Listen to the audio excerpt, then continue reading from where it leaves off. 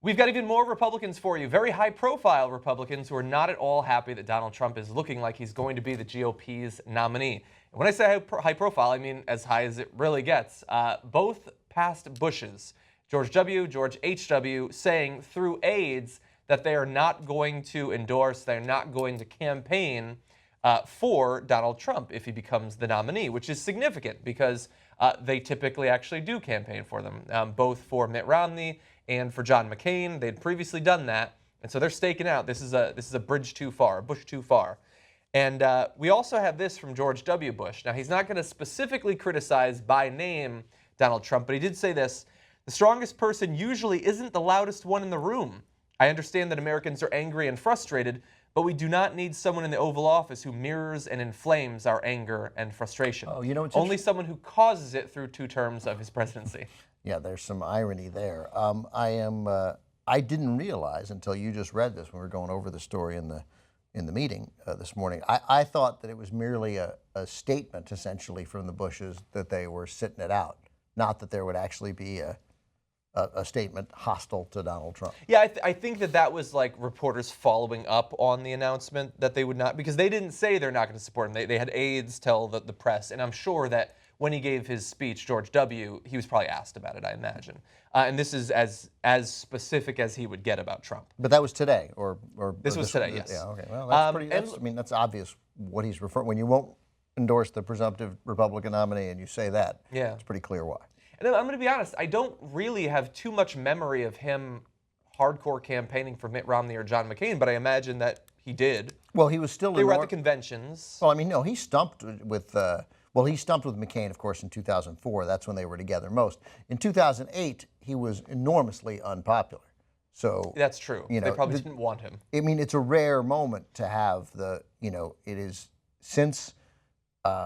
Since 1947, since the amendment passed restricting presidents to 2 terms, we've only had one time where a party has been elected 3 straight times, despite a number of opportunities to do it. This would be the history working against Hillary Clinton. Only when George H.W. Bush beat Mike Dukakis, and of course, following the I had not thought about that. Following the Democratic convention in 1988, Dukakis, in at least one poll, I think was up 17 points. I might have that number wrong. Maybe it was like 13. It was after the convention. Conventions then with no cable television, or not the prevalence of cable television. There was cable, of course.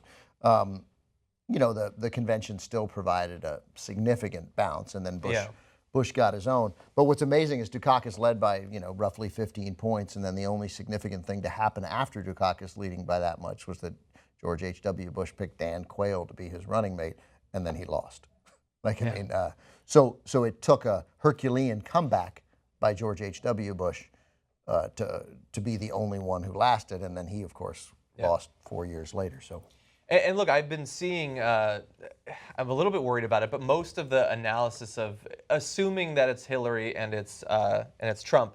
And don't get on me, when we do this, we're saying what the other sources are assuming. We're not saying that the Democratic primary is over. Look, it's very likely that Hillary will win based on the numbers.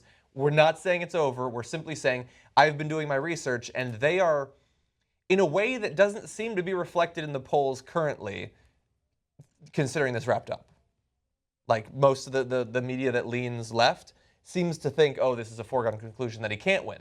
Look, I think that there are some very significant reasons that he's going to have a very hard time. I mean, his numbers amongst women, his numbers amongst Hispanic Americans, and when you don't look at it just at the national level, when you break it down to individual states, it seems difficult. The media seems to think this thing is like wrapped up, like done, like start picking the grapes. I think you're being too general. There is not everybody. Yeah, and I mean, the most likely scenario is that he creates vast new, as the Cook political report suggested today, creates states that are suddenly in play. All of a sudden you think, wow, a big black turnout in Georgia. Georgia's in jeopardy. North Carolina moves likely Democrat. Indiana totally becomes back in play. And other states with significant Latino populations, Nevada, New Mexico, states that Republicans have traditionally competed in, Florida, become unwinnable. So in that sense, which is super significant, right? Yeah. It changes the map considerably. Obviously, there's a wild card factor with him. He just dispatched 16 Republicans with ease. So, and no one thought he could. So that said, winning the Republican nomination, with winning less than 40% of the vote in most of the states, is very, very different than winning a national election. But to presume that it's over in a country that's divided is silly, especially when, as we all know, like her or not, this is a well-known Democratic candidate who is well-known and not terribly loved. Exactly, yeah. We have a couple other Republicans for you. Look, we've talked about Mitt Romney, what he's said about Donald Trump. I like that he gave the speech that he did about a month or two ago about Trump. So we have him coming out against Donald Trump. We also have John McCain talking here about the potential consequences to him of Donald Trump being the nominee. He says, if Donald Trump is at the top of the ticket here in Arizona, with over 30% of the vote being the Hispanic vote, no doubt this may be the race of my life. So extrapolate that to, we all know that even no matter who was the nominee, John McCain was beatable. Not necessarily going to lose, but beatable. And there have been a lot of beatable incumbent senators who end up winning 58% of the vote. And you're like, I can't believe we thought he was beatable. But so he was going to be in a tough race anyway. You know, Arizona, obviously a state we didn't just mention, but which would move from solidly Republican, or at least solidly leans Republican, into maybe even as much as a toss-up if it's Donald Trump. So, you know, you turn that into something more than just McCain's race, and that indicates that Republicans, smart Republicans, know that there's serious jeopardy. But, you know, Donald Trump, among the hires he made this week was Ed Rollins, who was a veteran, total establishment Republican political consultant, worked for John McCain. You know, Ed Rollins is serious in the traditional sense of how to run a campaign. Donald Trump will make some effort to actually run a campaign and to soften himself. The question is, can he really do it? And does any of that, as soon as he starts softening himself, does that lose the authentic magic that he has, to the extent that, I mean, it's bad magic. Cachet for crazy people. So my hunch is he can't, and we'll see people like Ed Rollins come and some leave, like thinking, I can't do it. I can't. That would be awesome. It's totally. We've seen a little bit of that up until now. And yeah, it's one thing to say that you're going to be more presidential, but look, we've had a month of that now, 3 weeks of that, and he has a very hard time actually doing it. Back in the day, I used to play this game, Warcraft 2. And back in the day, meaning what, Monday? No, like 10 years ago. And there was a period where I was fairly dominant, and I didn't want my friends to not want to play anymore, so I'd always tell myself, okay, just let them win every once in a while.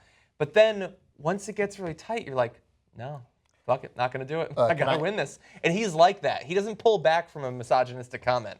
No, he doesn't. And again, it may hurt him when he does. Can I get a single shot for 1 second? Oh, Lord. Yeah, and I have to say, back in the day, I was fairly dominant. Back in the day, I was fairly dominant. I was dominant. Could I get a one shot? Don't change this shot for the rest of the hour. Thank you. Okay, so it's not just the Republicans who are using these Republican comments against him, which we're believing might end up hurting him. Already, Hillary Clinton is making an ad out of it. So let's run that and see if Ben thinks that this could be effective in hurting Donald Trump. I am a unifier. We're going to be a unified party.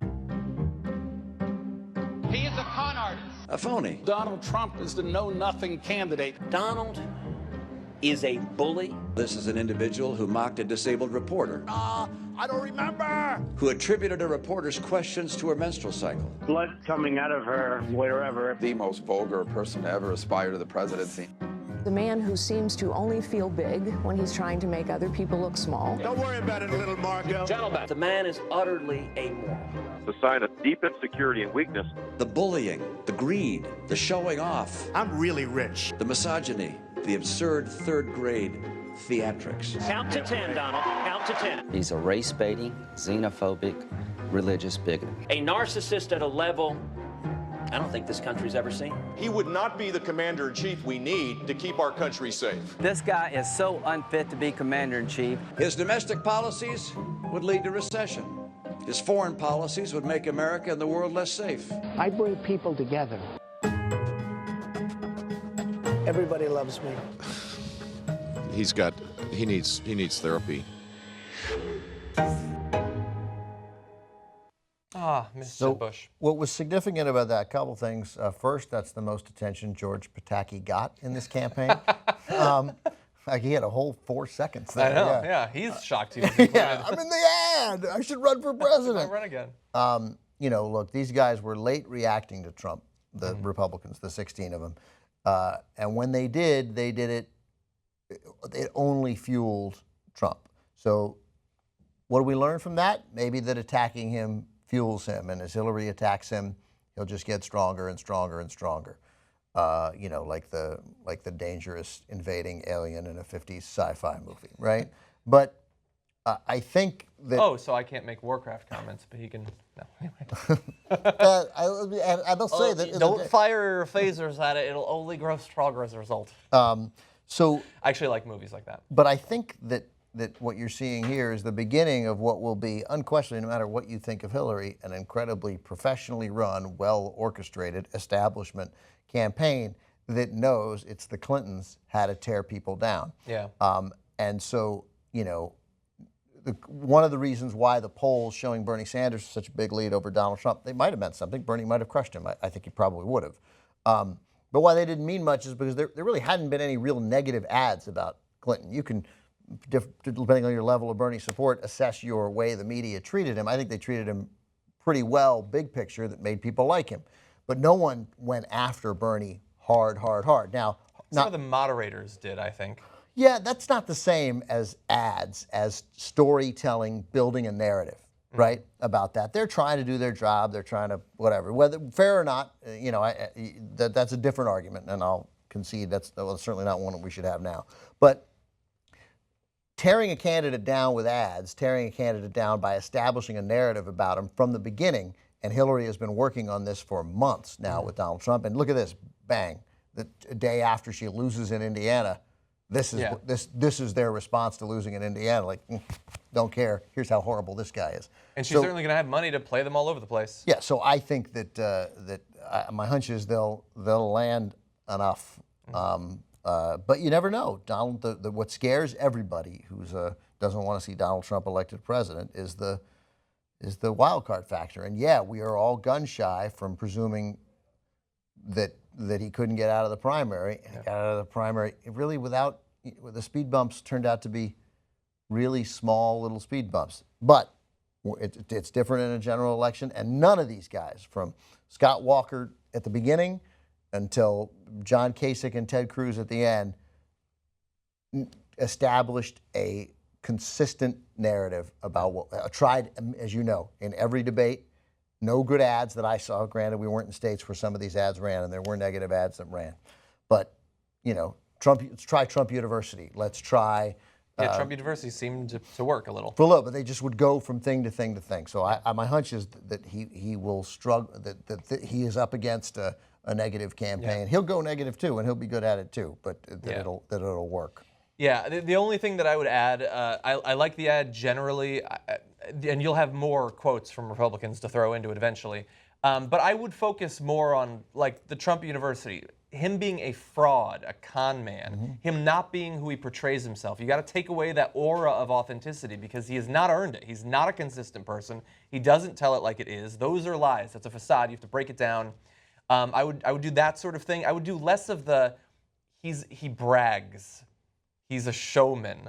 That stuff, the Republicans who are thinking about voting for him, they don't mind that stuff. They like that stuff. So having Mitt Romney say that he brags a lot, he's so rich, the Republicans seem to like that. I don't think they necessarily should because it should tell them something about his economic policies and how they would not benefit most Republicans. But I wouldn't focus on that stuff. I would get the misogyny, the anti-Hispanic, maybe the anti-Muslim stuff, and definitely showing him to be a fraud and a con man. And I guarantee you they will. This ad was an initial ad of look how unpopular he is among these people. Yeah. This ad is for Republicans. People many of you have voted for in the past. That's right, to recognize these guys don't like him because also it mutes a little bit what they knew to be coming. You've already seen it. We already saw today Mitch McConnell, who was eager to distance himself from Trump, saying get on board with Trump.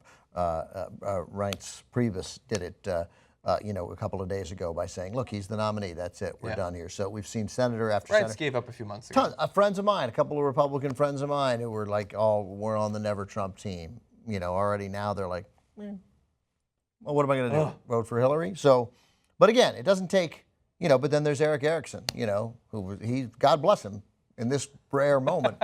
He's consistent, it appears. That's true. That's true for now. Yeah.